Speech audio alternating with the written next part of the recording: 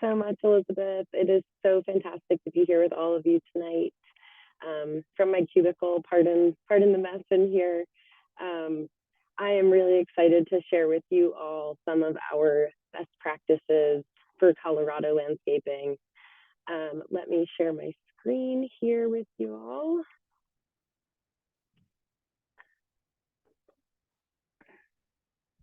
Okay. How are we doing? Can everybody see my screen? Elizabeth, is that looking okay? All right. Look, it looks good. I'll just be the voice from the darkness. All right, Looks good. perfect. Thank you. Okay, everyone. I want to take a second to introduce myself. My name is Swain. I work here at Denver Botanic Gardens at our York Street location, and my title is horticulturist, although we often wear many hats around here. But I work under Dan Johnson, who's the curator of our native plants collection, and so I'm on the native plants team. And I steward several spaces around the garden. The first one I'll show you a quick picture here is our cottonwood border, which is just finishing the flowering right now this spring and getting ready to put some leaves out. But this is a great photo from last fall.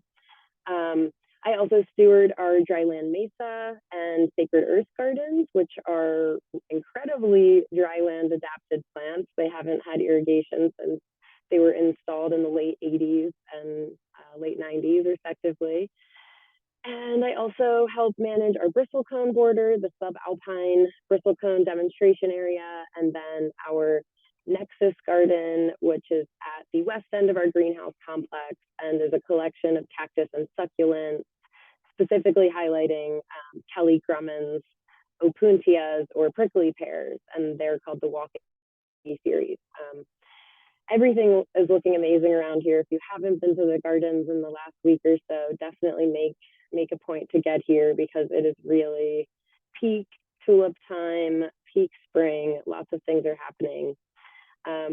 When I'm not here at the gardens, I do get to do some field work as well. And so I do some research and collections out in the eastern part of the state. Last year was focused mostly on the southeastern canyons around the Mesa de Maya and Comanche National Grassland area. And then I also work on a project researching alpine plants in the Tarryall Mountains in Lost Creek Wilderness, which is just about 2 hours out, 285.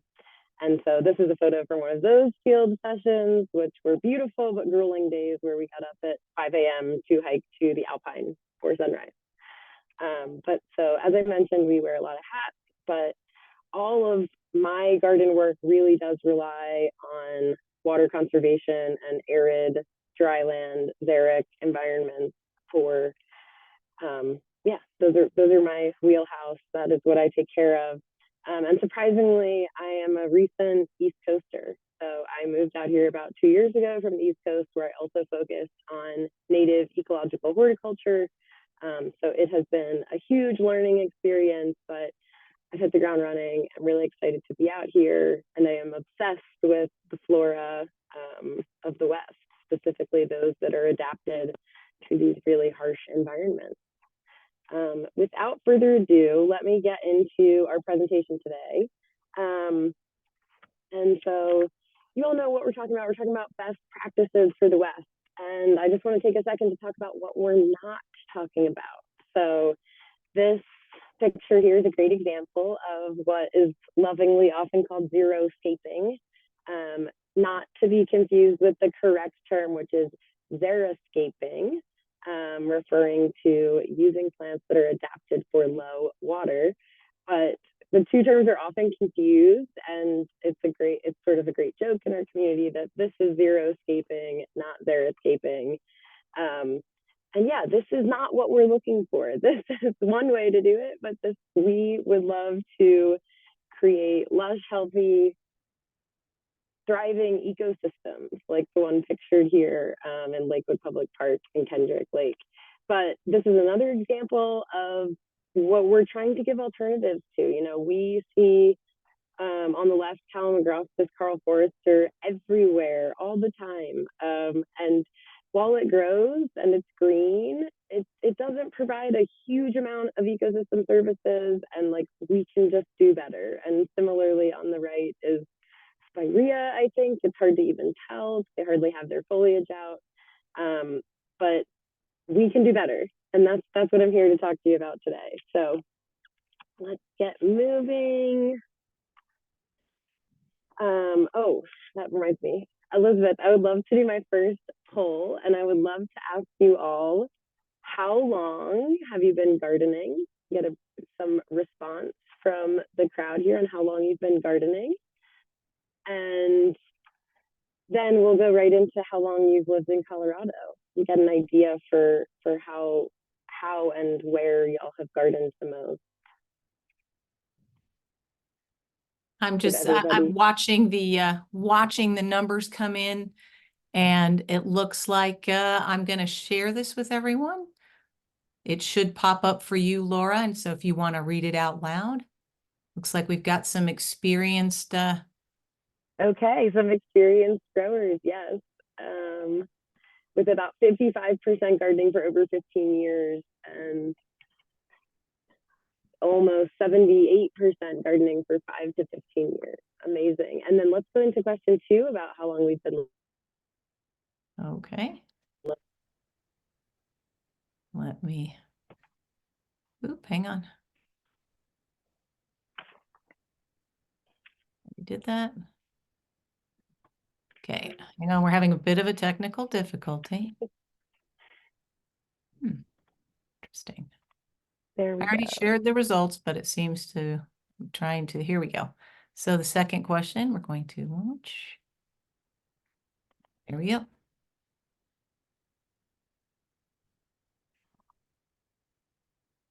So yeah, we get lots of people. Boy, you guys are fast.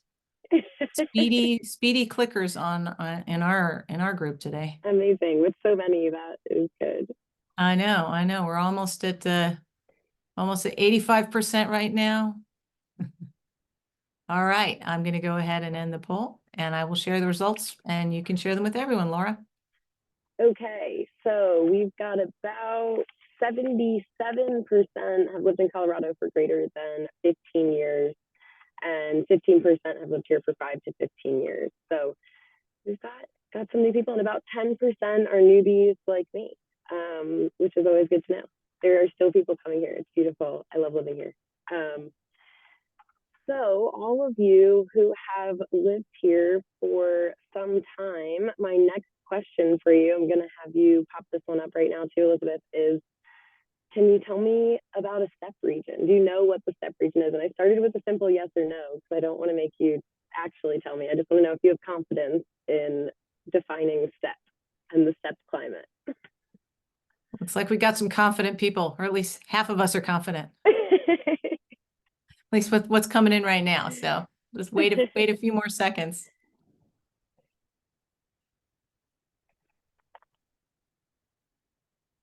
And we're getting there. We're almost there. All right, I'll go ahead and end the poll and share the results with you, Laura, so you can share them with everyone. Okay, it's a good breakdown. That's about 50-50. All right, out of 82, that's pretty solid. So the steppe. All right. The steppe has so many names. The steppe is called so many different things, but we live in one of the 4 global steppe regions. The other regions, you'll see on my handout I provided to y'all a map of the world with the 4 steppe regions, but it's here in the central North American steppe, which goes all the way up into Canada and a little bit down into Texas and Mexico. And then in South America, all the way down at the bottom in Patagonia. And then in the Asian, we have the Central Asian steppe, and the Australian steppe as well, and South African. So maybe there's 5. Australia is like one people often forget about. But they are, we just put the 4th question up, it looks like, with what features define steppe climate. And I'm going to tell you now is an easy one. It's all of the above. And The steppe is an amazing place for a couple different reasons, and I want to tell you about those before we get any further.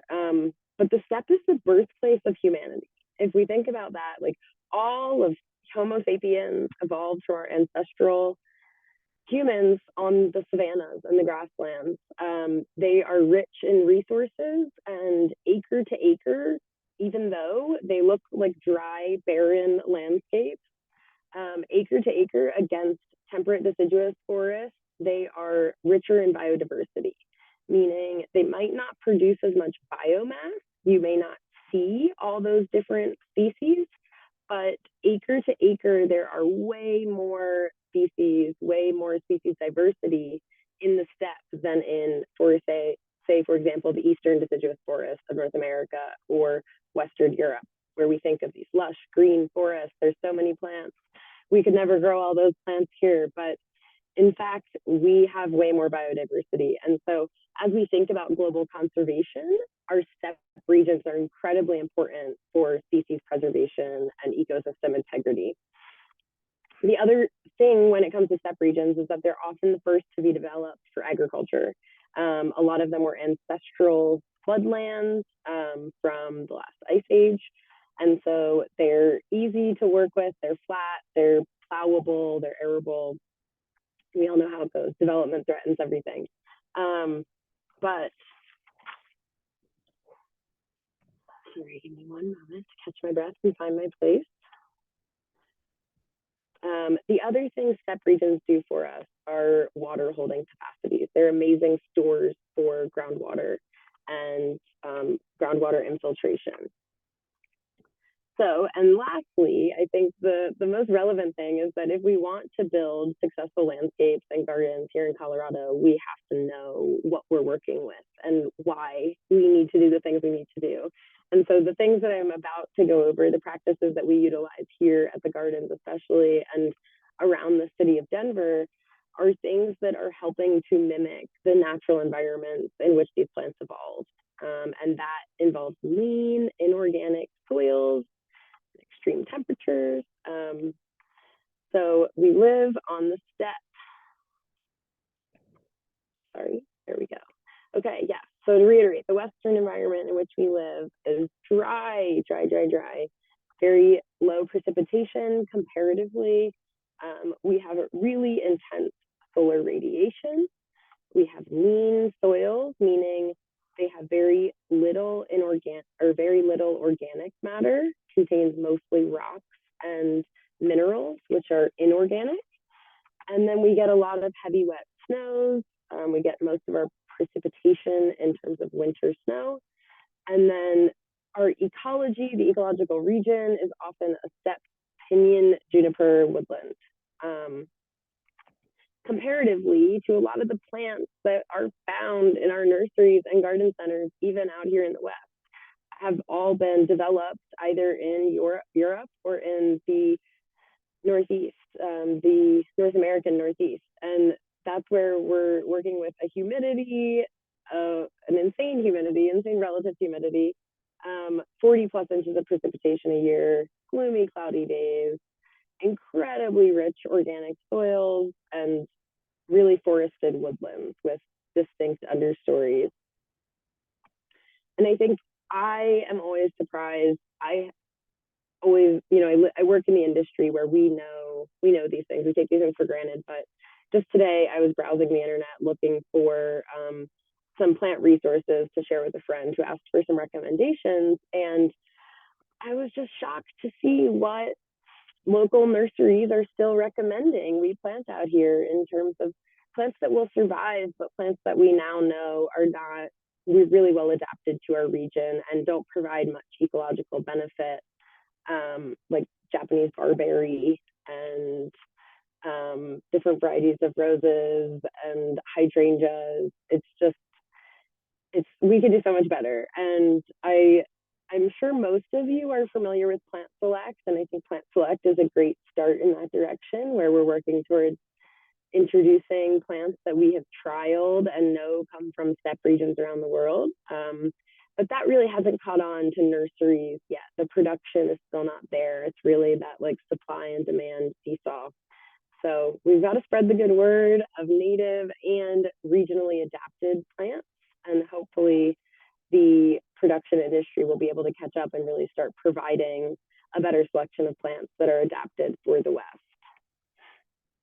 So when we talk about design and gardening and sustainable landscapes, we're often saying right plant, right place, right? So I was just riffing on, we always need to be selecting the proper plant for the environment. Is it a microclimate? Is it a really hot, sunny hill strip? Is it on the north side of the building, tucked in a corner? It really, really matters here. And so, and I'm sure you all know that if you've gardened in Colorado for over 10 years or even just a few, you know how much microclimate matters. One of the most important things when we talk about right practice, though, is soils. And that is not something that there's a lot of education on. It's not something there's a ton of resources available about. And often folks just want to add compost. They know that plants need minerals, nutrients, and have just heard that we should add compost. And so I am always instructing my volunteers, my colleagues, my friends, asking for recommendations like, what is your goal with your space and how are we going to get there? And usually we don't need to add organic matter, especially here where we're working on creating dry adapted landscapes. We do not need to add organic matter because where does organic matter naturally occur? And it's in the forest, typically, where you have a humid environment, a lot of biomass, so a lot of leaf litter, seeds, fruit, understory plants, and a lot of capacity for decay and rot. And that brings about the organic matter that falls into those soils. But here, where our plants have been evolving for thousands, millions of years, you think about where they evolve on the prairie, and it's windy, it's hot, it's dry. There may be a few trees near the waterways, like cottonwoods or hackberries, but there's not a forest, there's not an understory, and really that wind and solar radiation are preventing any organic matter from building up anywhere. So the first right practice I want to delve into is soils. And let me get my notes here. How many are oh, I can't ask a question because I can't see all your answers. But I'm curious if y'all are amending your soils frequently, and if you are, you know, what you're doing. So if you drop that in the chat, I can see that eventually. I'm going to keep moving on though. But what we talk about when we want to amend here is creating air particles in the soil and creating better drainage and really eliminating the effects that clay can have in the soil. So we typically have a clay and a more basic soil. And so by adding inorganic material, we can really help the soil, we can help the water infiltrate. Let me see if I can get in there. Okay, I'm just checking the chat, so I can't see anything. So it improves the porosity, which allows water to filter through better. And it really helps with drainage around the crown of the plant. That's one of the most important places for plants that have to overwinter. And so by increasing drainage right around the crown, we can prevent rot of that stem tissue. And so when we use squeegee, we're really doing so many things. If you haven't heard of squeegee, let me back up a little bit and tell you about squeegee. We are really passionate about it here at Denver Botanic Gardens. And it's not the only option, but it's one that we've found works for a variety of reasons.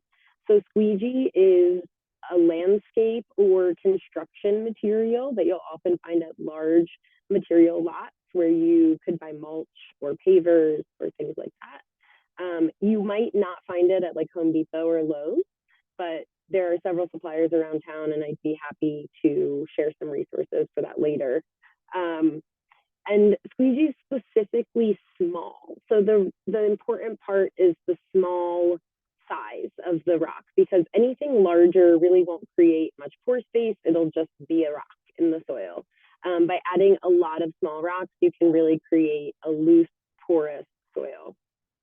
And so squeegee is a mixed rock. It's sometimes tan, it's mostly tan in color, as you can tell from the picture, but there is some red and gray mixed in.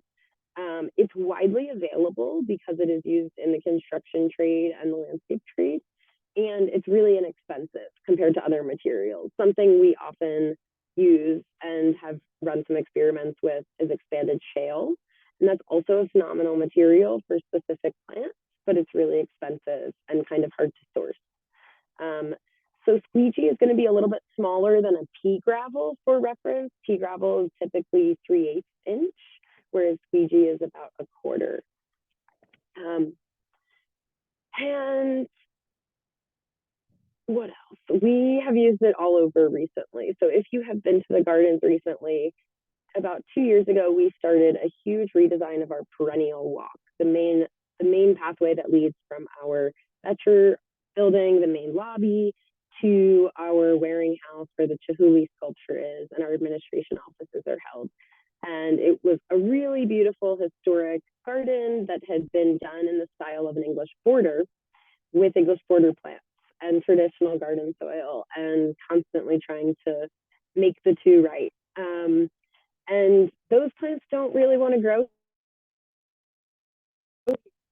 It is inorganic often.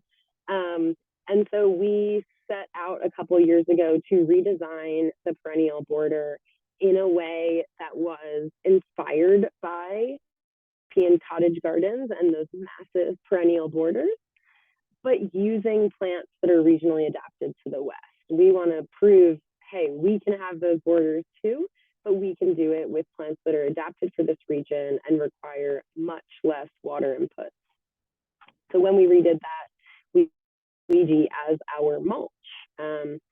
And so in here, there we go. When we're doing that, we are not only removing the turf if there's turf, and we can talk more about turf removal, but we are going to apply a layer of squeegee to the entire planting bed before we start planting, and then add it to every single hole as we plant. And so it works as an amendment as getting added into the planting hole and as a mulch at the same time. And if you're careful about it, you can kind of do it in one step without it being too messy or having to remulch afterwards, but it's not always that easy. So you can see here, we talked about removing turf, adding 3 inches of squeegee, and then amend the backfill with 50% squeegee and 50% soil. So as you plant, filling the hole with about 50% of that inorganic and 50% of the native soil that's there. And so we have a great image demonstrating that here. This is Penstemon parryi on the left in its natural habitat. It is literally growing out of rocks. And then on the right is a great garden shot of our Penstemon coral baby with squeegee as a mulch. And it really does mimic nature's cue. You can see here, I mentioned our perennial border, which is where we used it recently, but we have also used it to mulch our steppe garden and to mulch the water smart garden.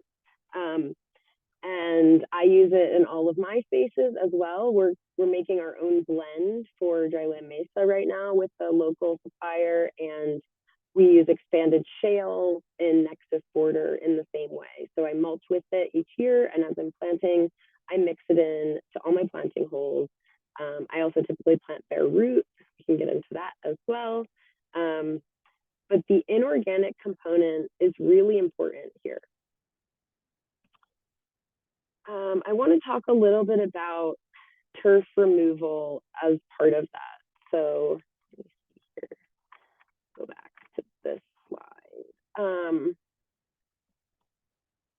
So when we're talking about turf removal specifically, we want to talk about how to work around existing trees and shrubs also. I think that's something that has come up a lot for me in talking about this. And I think everyone's sort of afraid to touch the roots of their trees and to remove turf around them. It can be really challenging.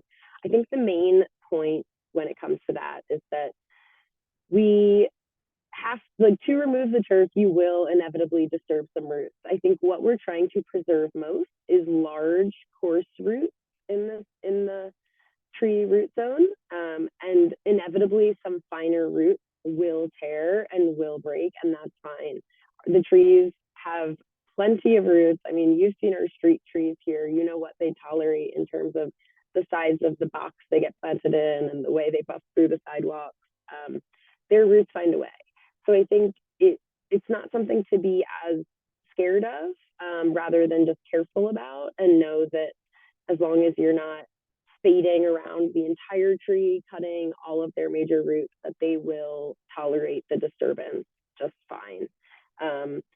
Commercially, there are things called air spades that we use when we have to do a lot of intensive tree work, and that is just like a giant blow gun that blows air into the soil, and it excavates the soil from the tree roots. And so if you're someone who's working professionally or in a large scale setting where that might be an option, they definitely are very effective at what they do. They can just be an expensive tool to rent or buy. Okay, let me see here.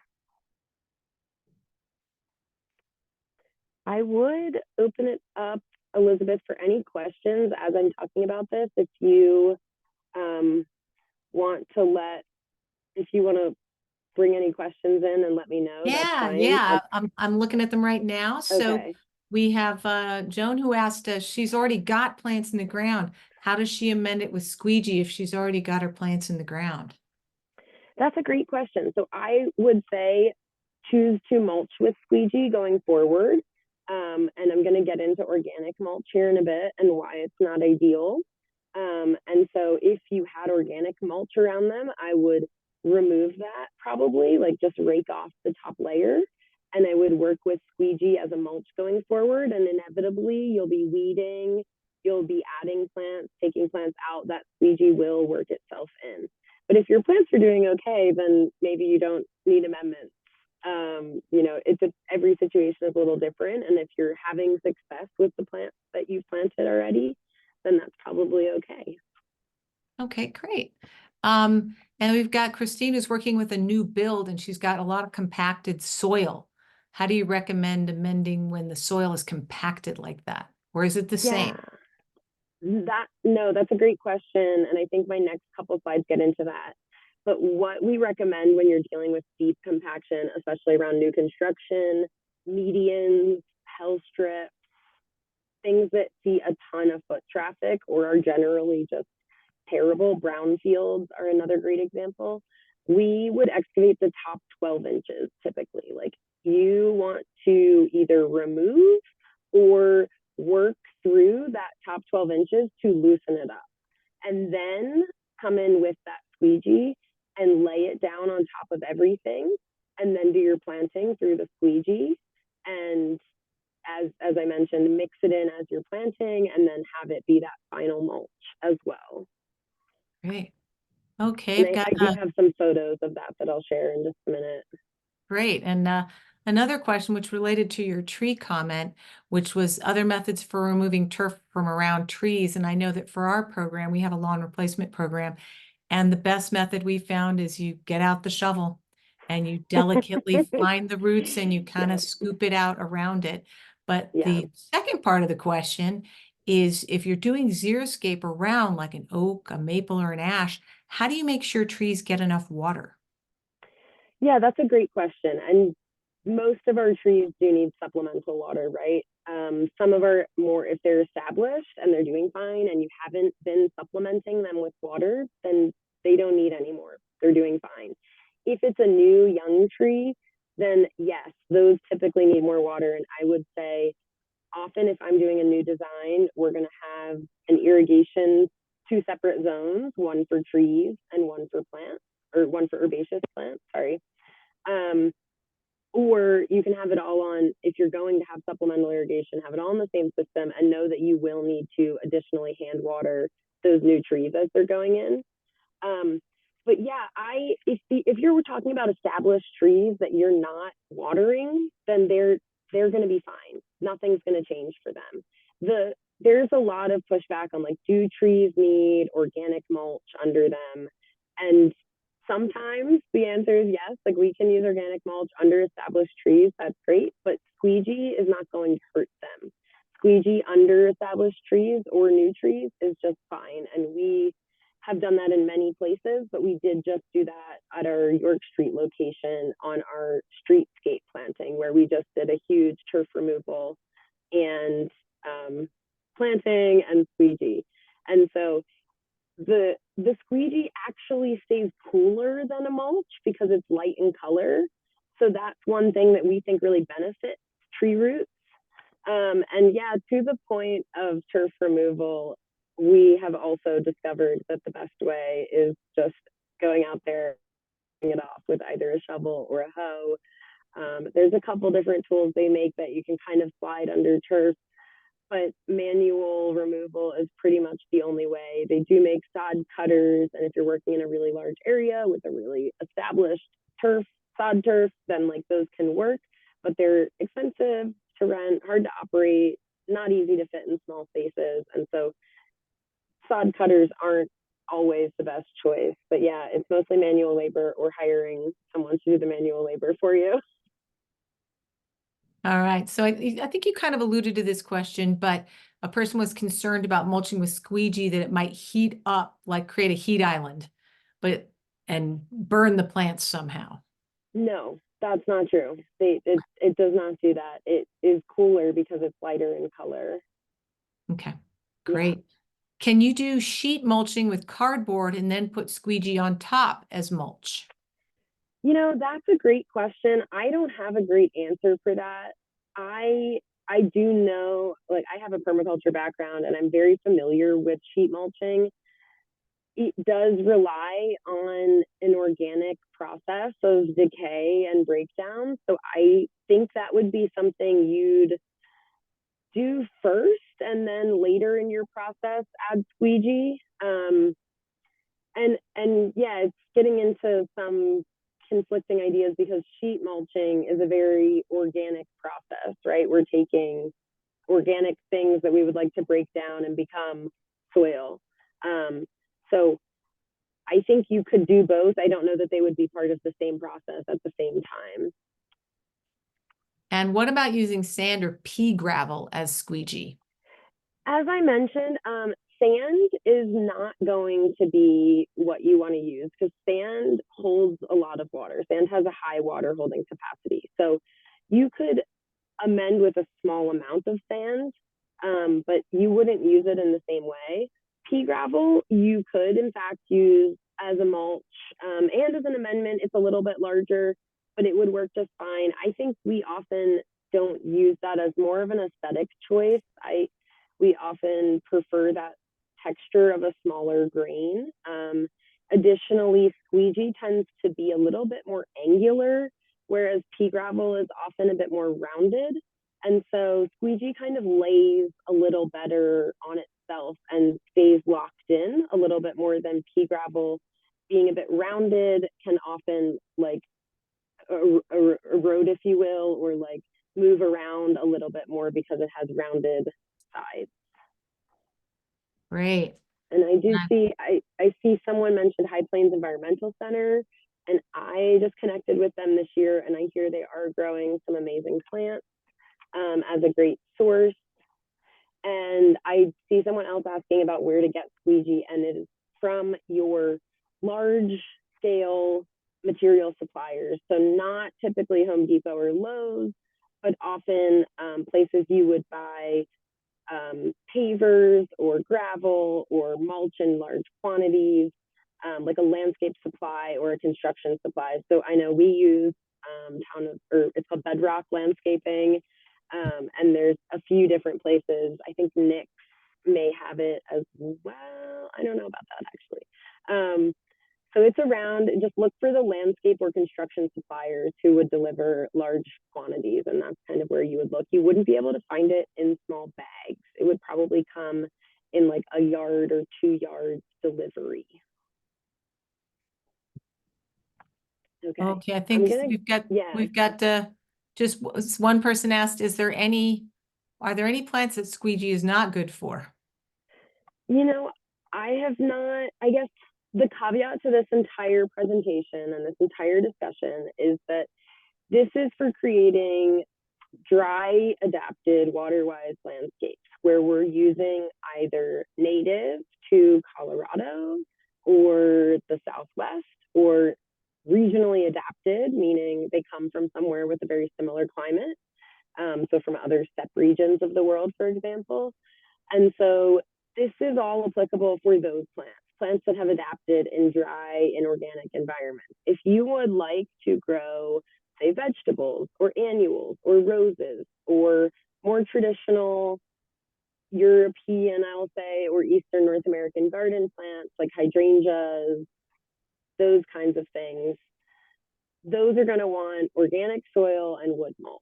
And that's just it's similarly what they have evolved with. And so this whole conversation revolves around we're choosing plants that want really low water and will survive well in our incredibly extreme climactic variation. All So right, that is a great question. Thank you for pointing that out. and one final one, is squeegee the same as crusher fines? You may have already gone over this. I did not mention that. That's another great question. So crusher fines are even finer than a squeegee. Crusher fines are usually like, oh gosh, like, so we're working, and crusher fines are often like an eighth or a 16th. They're really, really fine. And so you typically would not use them as a mulch because they can become really compacted, especially if it's a space where you're walking in and working. So we wouldn't typically mulch with a crusher fine just because they have that fine part in them that becomes really like cemented when it's sat in the environment for a while. But fantastic question. Let me get going on the rest, and I think I'll address a lot more of these things as we go, and we'll take another break for questions in just a little bit. That sound good? All right. Where did I go here? There we go. Okay, everybody see that? Perfect. Oh, I can't see it. Where'd it go? There we go. Okay, so the gardens here, we use it, and then I want to highlight a couple projects where we have done this. So as I mentioned, soil median, road median, where the soil had been extremely poor, compacted, had been at one point maintained, but really hadn't had much done in a long time, trash, road salt, all of it. And so we excavated the top 12 inches as much as we could in order to provide the new growing media a great place. And and so you can see here, we actually had the mix pre-mixed in the truck. We had a 50% organic or soil and 50% squeegee, and then put that in the top 12 inches. So like in extreme cases or in the new build scenario, this is what I would be doing. It's not necessarily practical for every situation. So for the person who mentioned their new build, if you're not going to be able to excavate and replace the top 12 inches, at least get in there and use like a broad fork, or I think till, even if it's a large scale area, and then just lay your squeegee down and mix it in as you go. And if you need to top dress with a layer to have an aesthetically nice top dressing, you could add another inch or two at the end. And so you can see here, we had season 1 where we did weekly irrigation. All plants are going to need supplemental water. Almost all plants are going to need supplemental water in establishment. So that's going to be at least the first 12 weeks, probably, especially here in our summers. And season 2, we went to monthly irrigation. And so things had really established. And season 2 is when you really start to see, like, okay, what plants that I selected are really happy here and what plants may not be exactly suited to this environment. And then by season 3, they shouldn't need anything if you've selected really xeric plants. If you've selected some moderate xeric plants by season 3, you could be just watering supplemental watering during drought periods. So here's a brief snippet from our Western Best Practices handout. And so I have included all the links from my slideshow in the handout that y'all either have gotten or will get. And I'm happy to follow up via email if anyone has any further needs. And they're all available on our website, on our Sustainable Landscaping Services page. So this just kind of reiterates what I had already said about removing things. And, you know, here we have the planting under established trees. Do not disturb the tree roots, and then soil for individual plants as you plant, and then the backfill with 50%, and again, place them so as not to disturb the root system. So like if you see a big tree root, you're not going to cut it to put a plant there. You're going to move the plant a few feet to the side. And again, when we're saying do not disturb existing tree roots, we're talking about coarse, big, established roots, not the tiny, fibrous surface roots. They will be disturbed no matter what. And I do see one question coming in about if a mature tree previously surrounded by turf has been irrigated until conversion, can we say it has not been watered? And that's a great question. I would agree with you in saying that supplemental water could be provided for a time or during periods of extreme drought. I would water the tree. But typically, yeah, if it's surrounded by turf, that turf is sucking up a majority of water that the irrigation is putting out. So you can see here, as I mentioned, this is our York Street turf conversion project. And so if you haven't visited us since this has happened, definitely come check it out. And if you have, I feel like it was such a smooth transition, you may not have even noticed. It's also on the street, like before you enter the actual gardens. But definitely come see it because it's in its second season now and looking really, really great. And so you can see we went in under these established trees by hand with the broad fork and a shovel and just took that turf right off the top. And then they did use a sod cutter for these large swaths. But that's just because we have the ability to do so, and we're hiring out some of the help for this. So yeah, you can see all of the turf that was hauled out. This is what it looks like after the turf was scraped off. And then we dropped squeegee on top of that before we even did anything else, just to get it, you know, logistically, it's nice to not have it in the giant piles you see there. And as we're working in the bed, we're just going to incorporate it into our soil anyway, so there's no harm in having it laid down there. We also placed boulders as part of this project.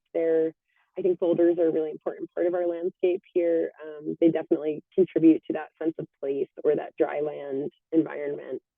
And so this is just showing sort of what our planting process looks like. And so when we place a plant, we're gonna scoot the squeegee aside to start that planting hole so that you can just dig a hole without having the squeegee go just run into it. And then as we place the plant, we're gonna take it out of the pot, massage the roots.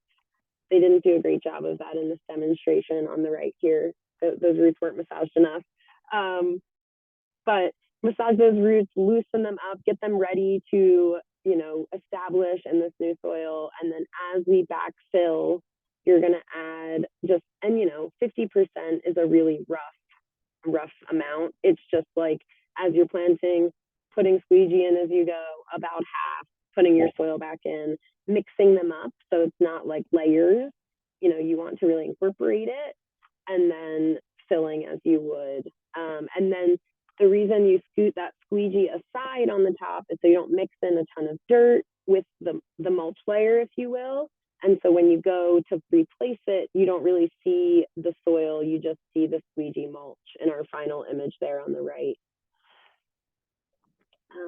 So again, I'm sorry, the quality on that is pretty grainy, but again, you have the links for this and it's on our website. It's linked on our website as well. but this is just a watering guide that we provide. That is one thing that is really not standardized here, I'll say, is that I'm sorry, let me get my Zoom window out here.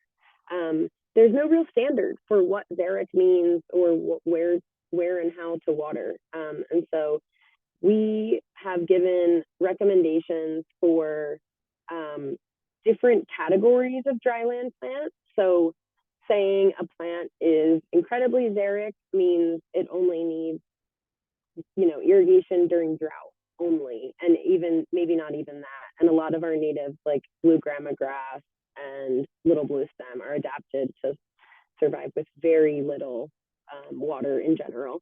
And then there's plants that are maybe from a drier environment, but not completely xeric. And so those we would say, supplement with irrigation up to 1 inch per month. And then things that are a little bit more moderate, which we would say supplement up to 2 inches a month after they've established. So more on that later. You guys can find this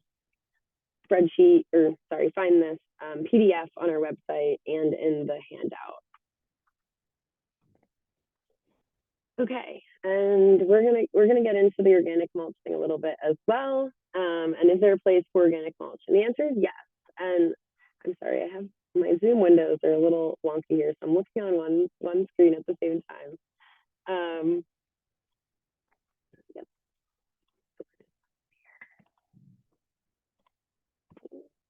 View. No. Okay. Anyway, good enough.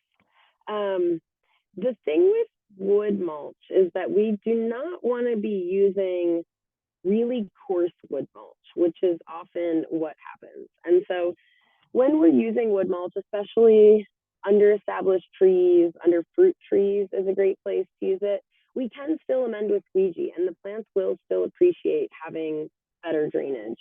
So here you can see our shady lane garden, where we do use a fine organic wood mulch because it fits with the aesthetic of shady lane. Shady lane is filled with trees, crab apples, pines, and they drop a ton of leaf litter naturally.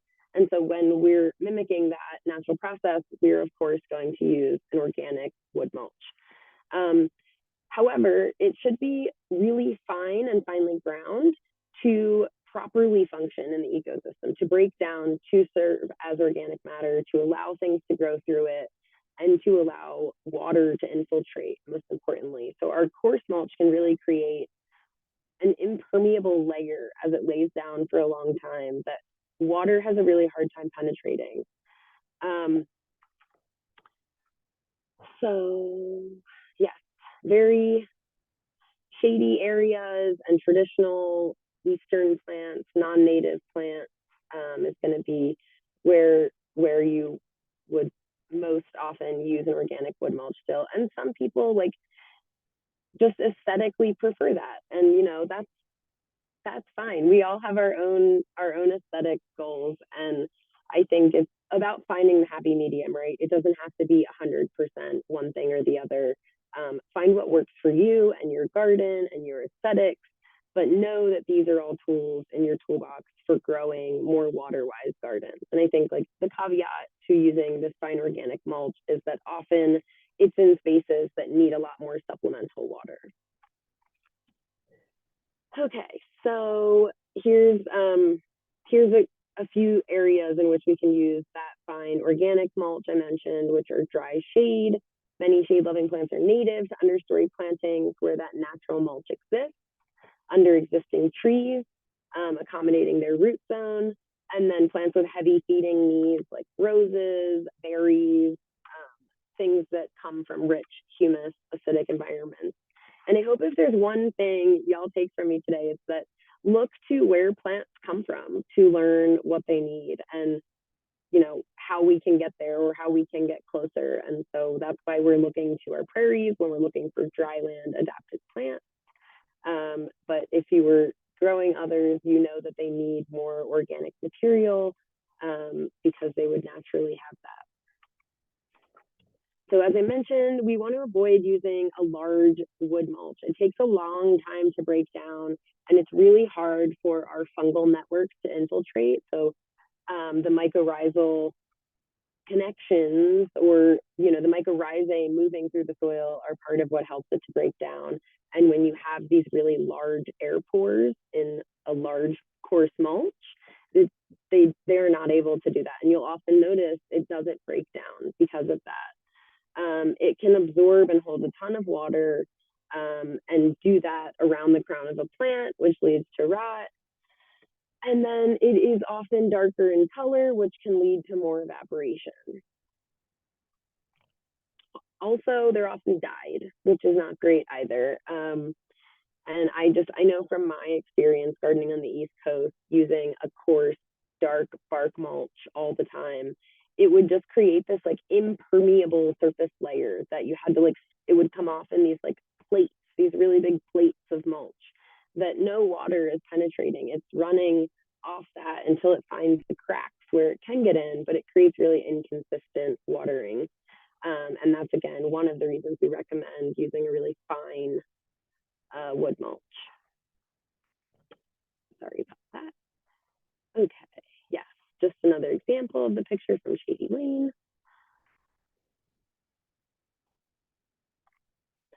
And as I mentioned, our perennial walk. So this image here is of our perennial walk, and that's going to take us to our next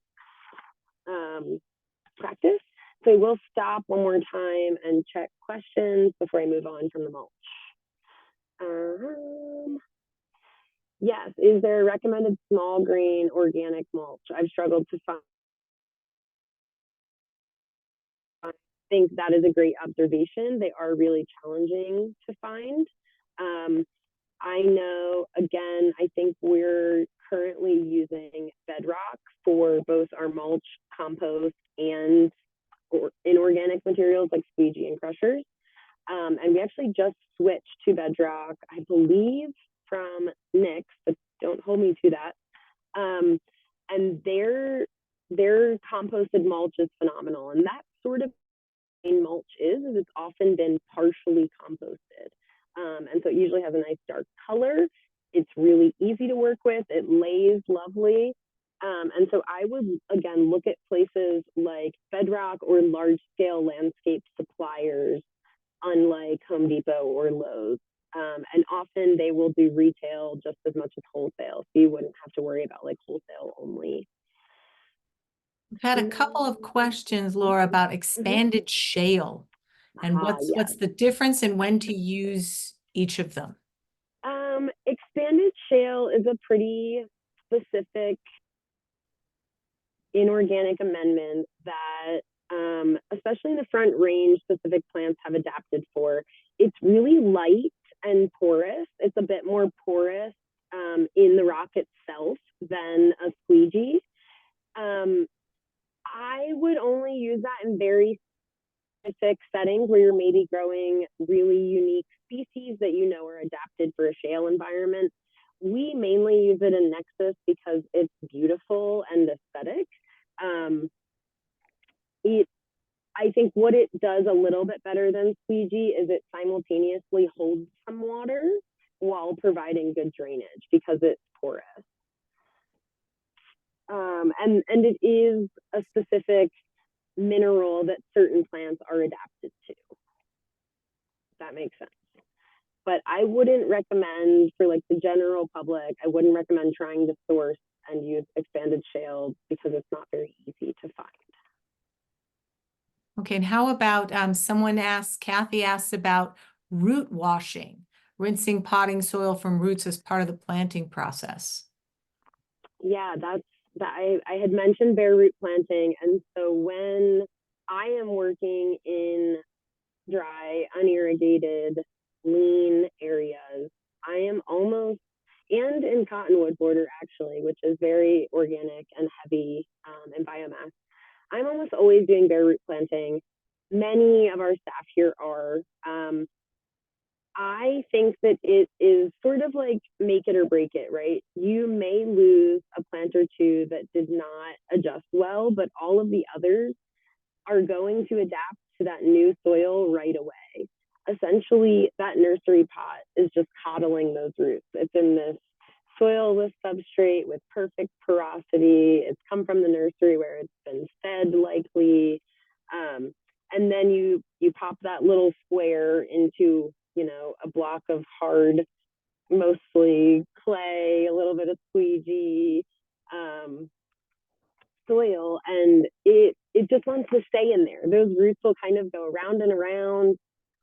Often I'll find plants that have been planted that way, and you can just sort of pop them right out of the ground. I'm sure you've all done this, and you can see kind of exactly where the pot was when they were planted at that time. And so I mentioned really significant root massaging as well. I'm really that's something I'm really passionate about, and I like to do bare root. I wouldn't say that I go through the full root washing every time, but if you have the time, I think that it is a great process. Just a bucket of water and your new plants, and you just dunk them a time or two before you plant them, and it washes all of that nursery media off. I am I've had great success with that. We have very little dye here using that method. I think the only time that gets a little dicey is in late summer, in the heat of summer, and if you can't consistently water every day or a few times a week during that establishment period, then those bare roots have a little bit harder time staying moist. So like early in the season, definitely. As it gets a little bit later, you just have to make sure you can pay attention to those new bare root plants. And as I'm going to mention here in the next thing, I'm talking about small plants, right? So like they can dry out really easily over the course of a few days if it's the heat of the summer. So when we're talking about small plants, we definitely want to bare root them. With larger plants, I'm often just massaging about 50% of the root ball out. So I'm making sure that a lot of that nursery media is out. The roots have really been disturbed, so they're ready to start growing, and then planting at that stage. And often that's a time constraint. If I could bare root every shrub I was putting in, I might, but we plant a lot of plants over here. All right. So just a couple more questions popping in. Can you give an estimate for how much water 2 inches a month is? Kind of something a little more visual for people. That's a hard question. We work in irrigation so frequently. That's probably like 2 good dousings a month where you're standing there watering the plant until it is going, soaking all the way through. It's not just a little water over, okay, 30 seconds. That feels like enough. It's like a good soaking.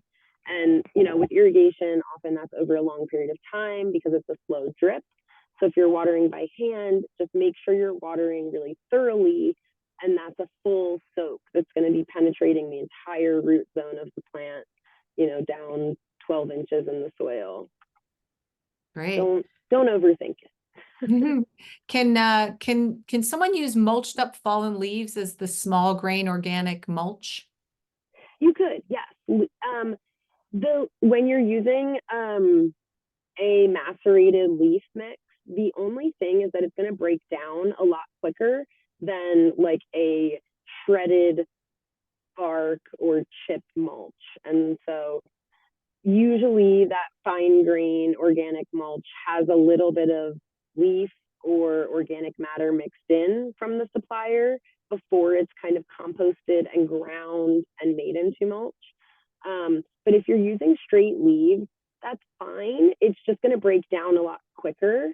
And sometimes you might get some like leaf mold happening in there, but it's not anything that's like detrimental to the plant by any means. All right. And then the final question from Kathy. She's looking at the after photo you have displayed right now, and she's curious about the space. Is that a design decision, or is it done as good more practice? about that. So as I'm getting into here, with our right practice plant small, we are always planting the smallest plants we can find because they have the best chance at establishment. They are going to be, have only spent 1 year in those cushy nursery pots being coddled to growth. And then they're going into the garden. All the rest of their growth is happening in these soils where they're adapted. The reason you see so much space here is because this is only 1 year old.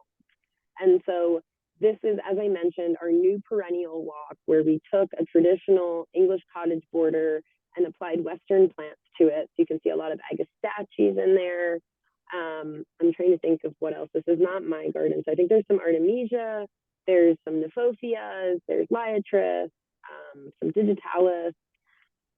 And some of these plants are just better adapted than others. And so this is the planting on year 2 in the right here. And where you're seeing holes is just where certain things have not established as quickly. And that's just because of the species, likely. So some species are just much slower to put on large amounts of biomass than others. The idea with this garden, when it is fully established, so this will be its kind of like 2.5-year old. A lot of it was planted in the fall. This is last summer was its like second season. So this will be its third full summer about. And so that's when we really expect things to start filling in. And the idea is that you will not see any of that squeegee really because squeegee is great as mulch, but plants are even better as mulch. If you have plants filling the space, there's no room for weeds to germinate. And yeah, I know we did get feedback on like, oh, there's a lot of squeegee we see there, or we can see the irrigation. And the idea is that when it is filled in, when it is established, there will not be any empty space. That was not a design, that was not part of the design. What also happened, as you all know does, is that rabbits decimated everything the first year. And so we had a really hard time that first season trying to keep plants in the ground, but the rabbits weren't just munching down.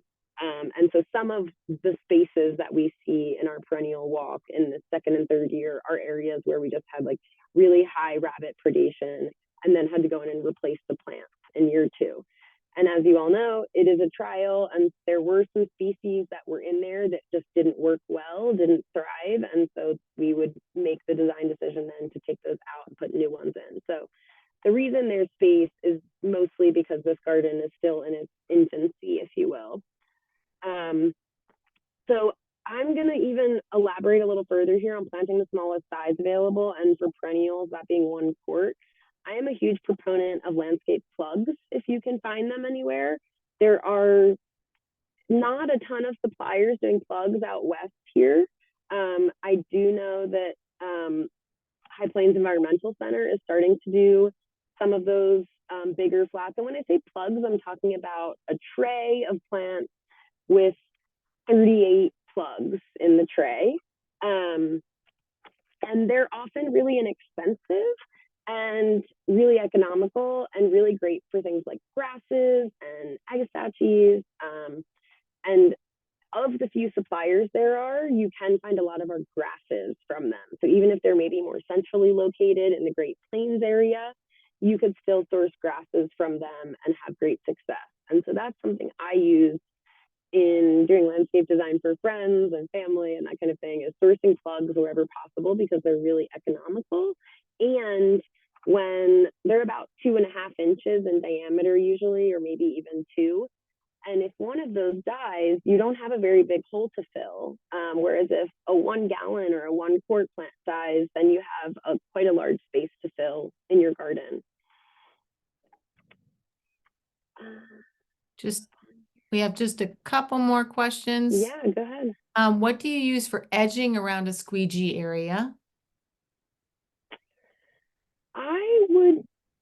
I'm not a huge proponent of edging. And so I think if you're considering perhaps an area where squeegee may meet lawn, I think that might be one place someone would want edging. And pretty much everywhere, I think this applies. I would rather just dig the garden down enough from the turf that you sort of have a natural edge where squeegee and turf meet. Otherwise, you can use traditional metal edging. I think it's probably the least obtrusive, but many varieties of edging have maintenance issues, I will say. They heave, they get caught on things, they rust. So often we're not really using edging, but I can elaborate on that if that person needs any further clarification. And the last one for the moment will be, someone asked about pine needles run through a wood chipper. Would that work as a mulch? That would work as an organic fine mulch. Yeah, definitely. And when you're working with pine needles, I don't know that you need to run them through a chipper. Maybe that would be an aesthetic decision, but typically when those are used as a mulch, it's just laid down as needles. They don't break down super fast, but it is a really nice aesthetic choice for areas like that. They serve the function of like maybe they're not the best weed suppressant, but they definitely serve the purpose of like water retention and shading the soil a bit. But I love it. Y'all are getting really creative here. Is that it for now, Elizabeth? The question. Yeah, that's it for now. Okay. I think that I was just going to answer a couple of questions that we had experience with, and that's flipping the Yeah. sod is not, if you remove turf, flipping it, we have not had any luck with it. The turf just comes back. Yeah, I would agree with that. I have seen that most often done in installing a new tree, for example, and having some turf that came out and using the upside down turf to build sort of a water berm around it. So not like a volcano, not near the trunk, but a couple feet out, and in flipped turf used to create sort of a berm. But similarly, the turf comes back. The turf is very resilient. So often I would, put it in the compost pile and let it become part of your restoration process or recycling process, I should say. Okay. Lastly, I'm going to get into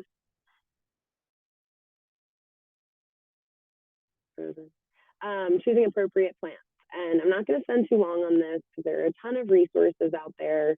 I could do a whole nother seminar on plant selection itself.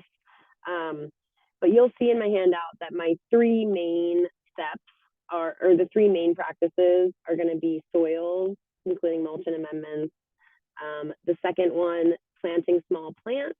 So not getting the biggest tree you can get, not getting the largest shrub you can get, choosing those smaller sizes and knowing that they will be more successful in new landscapes. And then the third one is watering appropriately. And so consulting that document I shared about water designations. And so a great resource for those is Plant Select and the Plant Select website that has almost every species you could want to plant in this region. And it lists their water requirements typically, and they'll say moderate, dry, or xeric. And so that's where you can get a great idea of exactly how much water some of your plant species are looking for. But be conscientious of it, but don't overthink it. One of the best things that we do in our dry gardens here is finding an indicator plant. And so that involves, like, for me in Nexus Garden, it's agastache. And you have to watch your garden to find out. But there's usually one or two species that will immediately start flagging. And what we call flagging is when they just start to lose some of the turgor pressure in their leaves and start to get a little droopy. Hydrangeas notoriously do it. Agastache definitely does it. And so for me, as soon as my agastache starts to wilt, I know it's time to water Nexus Garden. And I think I watered 3 times over the course of the summer last summer. So making sure we're watering appropriately is definitely big. And that's like in that first year, give them what they need, but not too much. And that's another thing with our dry land adapted plants is that if they get too much water, they'll often put on too much biomass and become floppy later on, or then when it dries out, really be like, oh my gosh, I have too many leaves. Why did I do this? So like fewer leaves is less surface area for water loss. Okay, I think that's all I had on watering appropriately, and I can answer any more questions on that. I just want to get through a few plants before the end of our time here, and then I'll take more questions, and y'all can review these plants after the seminar. So I think something that's really important to talk about is the fact that is how we choose our plants, right? And we've spent a little time talking about it's based on availability. So it's not always easy to find the right plants. You do have to do a little digging and be diligent and not just buy the ones that look great when you go to the nursery. It's really hard. But and then, you know, people choose plants because they are sentimental, because their mother grew them or their father grew them, or they were in the neighborhood they grew up in. And so we have to fight back against a little bit of that, I think, here in the West, especially, in choosing regionally adapted plants. So that's kind of the point here, is like there are plants available at everyday nurseries that are water adapted. You just have to know which ones to look for or be able to talk to someone about what your needs are. And so these are some of the most common ones you'll see that are really water adapted. These are not native to the region, but they're dryland adapted. And so I'm not going to split hairs on it's all native or nothing. That's not our ethos here. So I think just use the plants that make you happy, but know how to choose the correct ones. And so scabiosa, tickseed, echinops, achillea or yarrow, and baptisia are some great ones. And then these are some traditional plants I wanted to highlight that do require or like more wet feet and are typically sold in common nurseries. So Echinacea purpurea or coneflower, rudbeckia, black-eyed Susans, any miscanthus or maidenhair grass. Those are really commonly used. Pennisedums or fountain grass, ninebark, spirea, all like more water. And then, you know, we'll go on and on about how overused Carl Forester is, and daylilies, Philodendron daylilies. I mean, they'll grow anywhere. We know they will. So like, let's pick better options.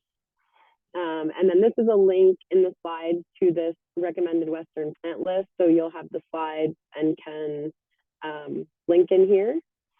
And then I just have a quick shot of what the Plant Select website plant filter looks like. And when you get in there to navigate it, it has like so much information, maintenance requirements, what it's going to do in 5 to 10 years, and then water uses. So it's a really great resource. Happy to share more on that. Yes, here's my slide on water use. We already talked about that. And then we're talking about xeric plants a little bit further. So plants that are adapted to the dry conditions often have fine silvery hair or waxy leaves. So y'all can probably recognize that if you think about a few, like our salvias or sages often have hairs. Our sagebrush, our artemisias are all really silver and woolly. So it's a great adaptation to prevent water loss in our xeric adapted plants.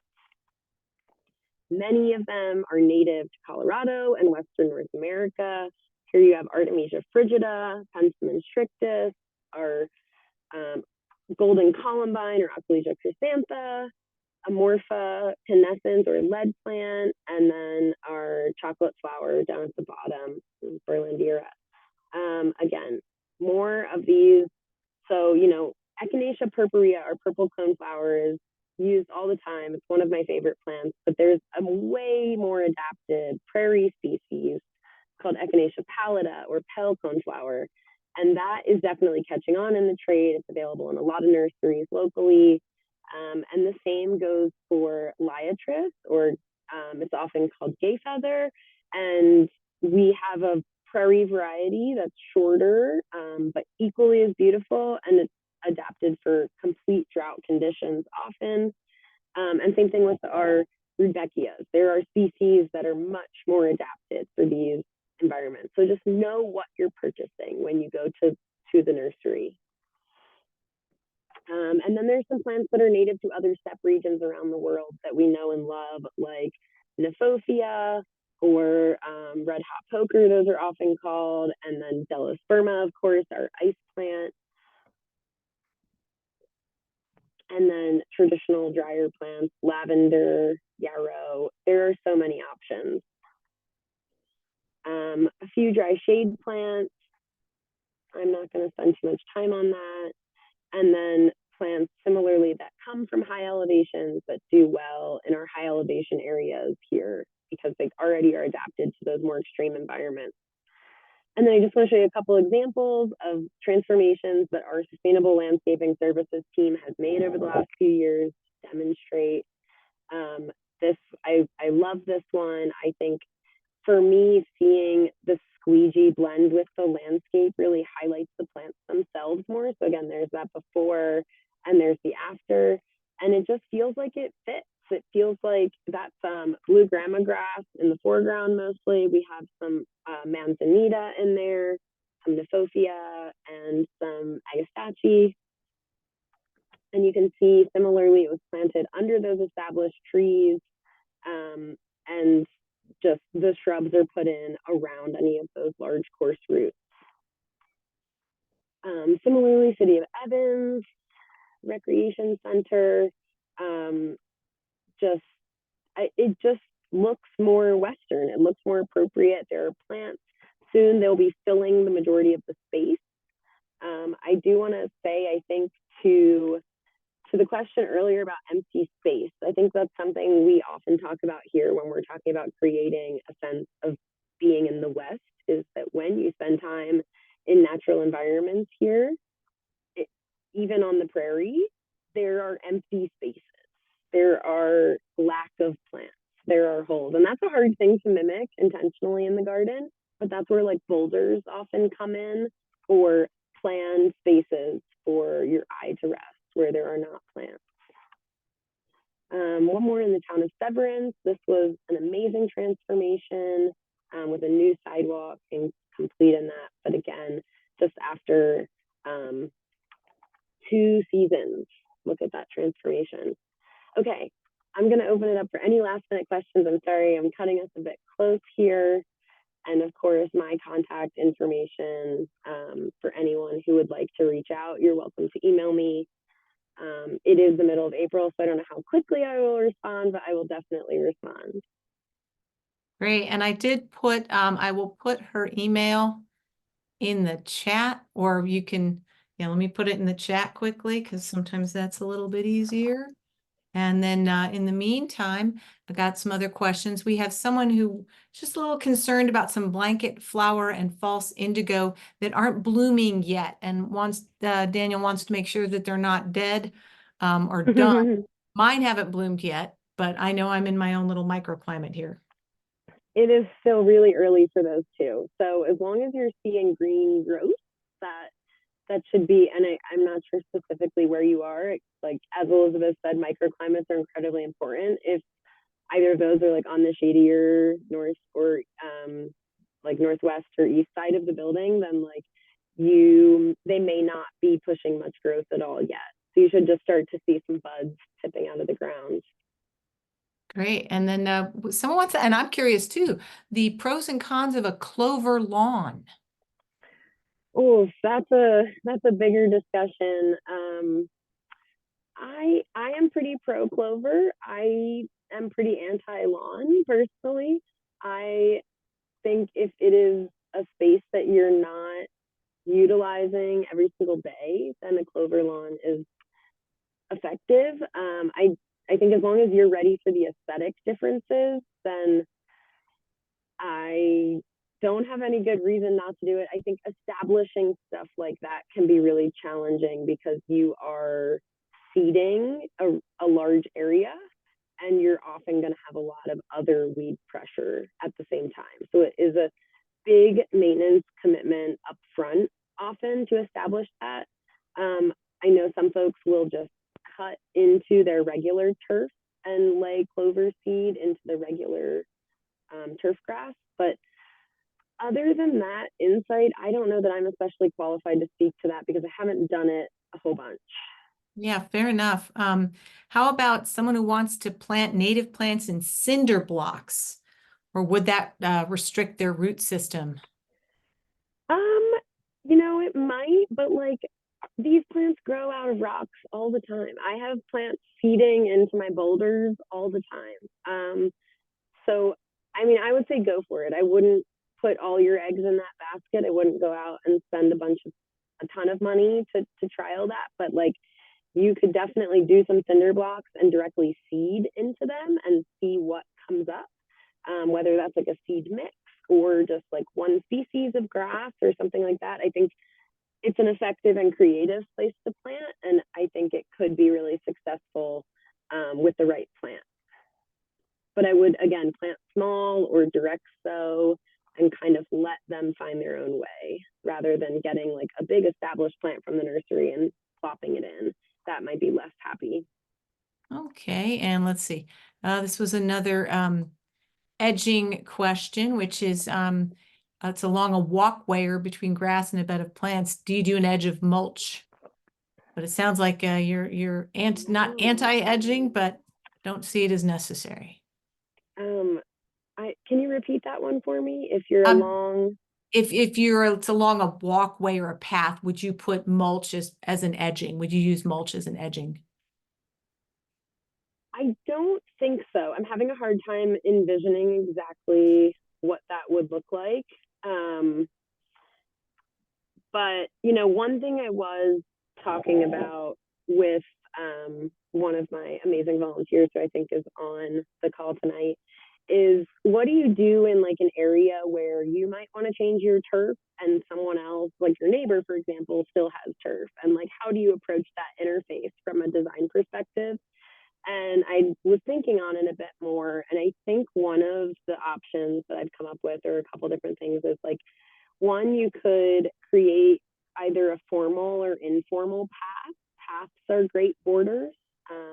So whether that's like a small path of crusher fines that maybe weave through your new space. Crusher fines are something we use a lot for our paths around here because they do compact so well. And or other rocks or boulders, or maybe a shrub or two to denote one space ending and the next space beginning. Sounds good. All right. So I don't let's know. see. Yeah, I don't know how I'd use mulch as an edging. Yeah. And someone wants to know if they can use 3/4-inch granite chip for mulch instead of squeegee. She needs a gray mulch versus squeegee tan color. Yes, definitely. If you go to somewhere like Bedrock or another landscape supplier like that, you can look at all the things they have. And we just, I'm going to pull a little example here.